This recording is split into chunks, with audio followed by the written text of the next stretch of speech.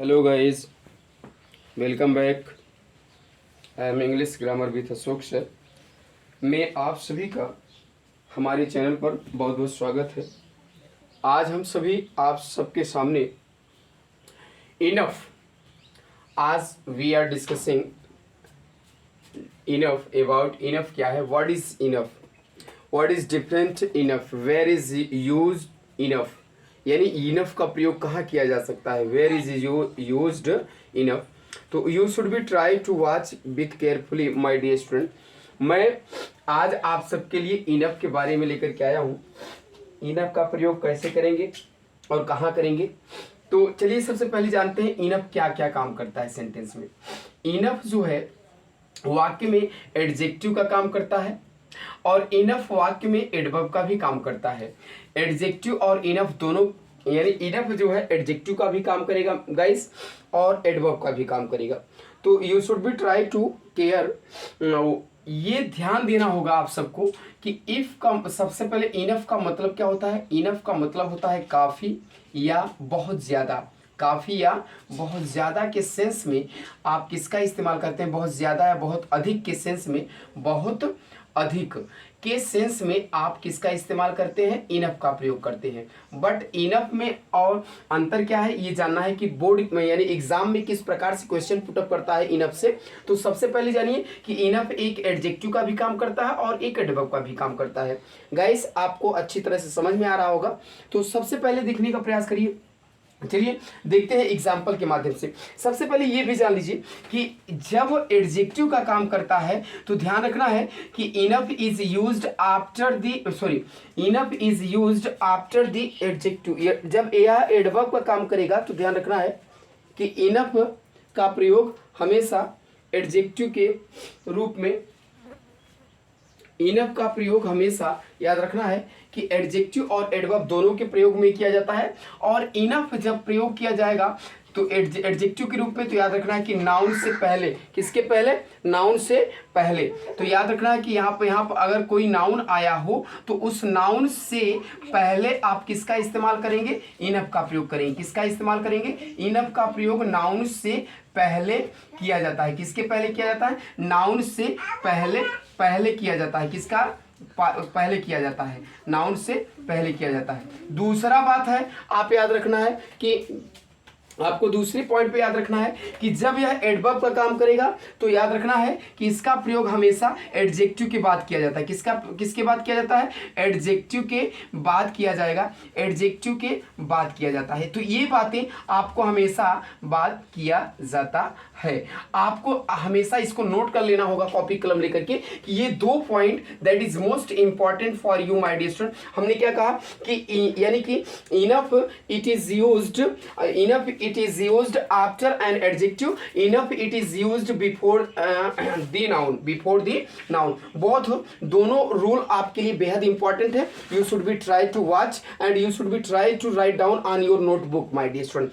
अब ध्यान रखना है एग्जाम्पल हमने दिया कि he is smart enough to do this work। वह इस काम को करने के लिए काफी यानी पर्याप्त क्या है, पर्याप्त चालाक है यानी स्मार्ट है।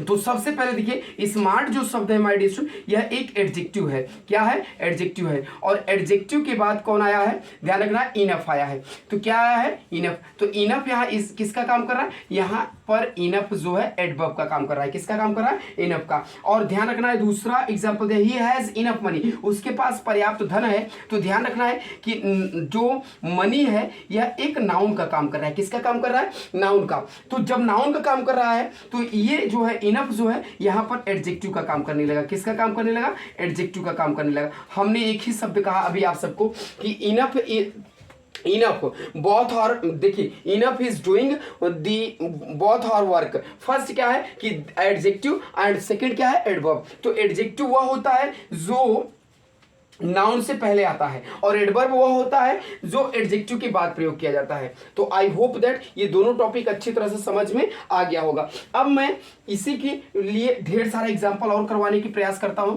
कि ताकि आप सबको अच्छी तरह से ये समझ में आ जाए माय डियर स्टूडेंट। तो एक एग्जांपल और देखिएगा, यहाँ पर हमने लिखा क्या, हमने लिखा कि ही इज, ध्यान रखना, ही is enough, he is enough ध्यान रखना है, ही इज इनफ टाल, ही इज इनफ टाल। अब ध्यान समझे, he is enough tall to be selected to be selected in the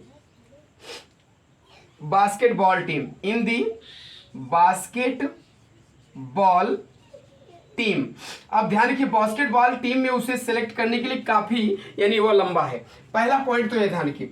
दूसरा टॉपिक हमने एग्जांपल दिया, दूसरा एग्जांपल दिया कि he is wiser, he is wiser enough, he is wiser enough, he is wiser enough to do the work on time, to do the work on time। बहुत दोनों चीजों को आप समझने का प्रयास करिएगा। सबसे पहले दोनों चीजें आप लोगों के लिए बेहद इंपॉर्टेंट है।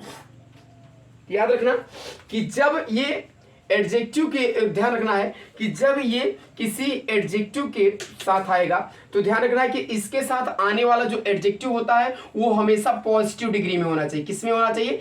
पॉजिटिव डिग्री में होना चाहिए। जब भी कोई एडजेक्टिव आएगा तो एडजेक्टिव हमेशा किस में होना चाहिए? पॉजिटिव डिग्री में होना चाहिए। किस में होना चाहिए? पॉजिटिव डिग्री में होना चाहिए, पॉजिटिव डिग्री में होना चाहिए। ये दोनों यानी कि तीनों टॉपिक आप नोट कर लीजिए माय डियर स्टूडेंट। जब भी आप इसका प्रयोग करेंगे यानी कि जब भी इसके बाद ध्यान रखना है कि जब भी यह इसका प्रयोग किसी एडजेक्टिव के बाद होगा तो वह एडजेक्टिव हमेशा किस में होना चाहिए? पॉजिटिव डिग्री में। तो यहां पर तो देखिए सेंटेंस में एडजेक्टिव जो टाल है ये एडजेक्टिव है परंतु ये पॉजिटिव डिग्री में है, परंतु जो इनफ है ना वो एडजेक्टिव से पहले है, जबकि इनफ का प्रयोग एडजेक्टिव के बाद होना चाहिए। किसके बाद होना चाहिए? एडजेक्टिव के बाद होना चाहिए। तो करेक्ट क्या हो जाएगा कि he is tall enough to be selected in the basketball team.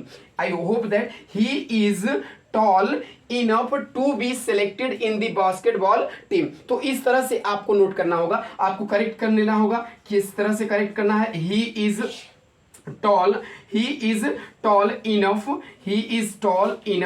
है ना, he is tall enough to be selected। अब बाकी आप नोट कर लेंगे माय डियर स्टूडेंट। ठीक इसी तरह से इन दी बास्केटबॉल टीम। अब ध्यान रखना होगा यहाँ पे कि he is wiser enough to do the work on time. अब ध्यान समझना कि वाइजर जो है एडजेक्टिव है। क्या है? एडजेक्टिव है, परंतु ये जो एडजेक्टिव है ये कंपैरेटिव डिग्री में आया है और जबकि कह रहा है कि इनफ के साथ आने वाला एडजेक्टिव हमेशा पॉजिटिव डिग्री में होना चाहिए।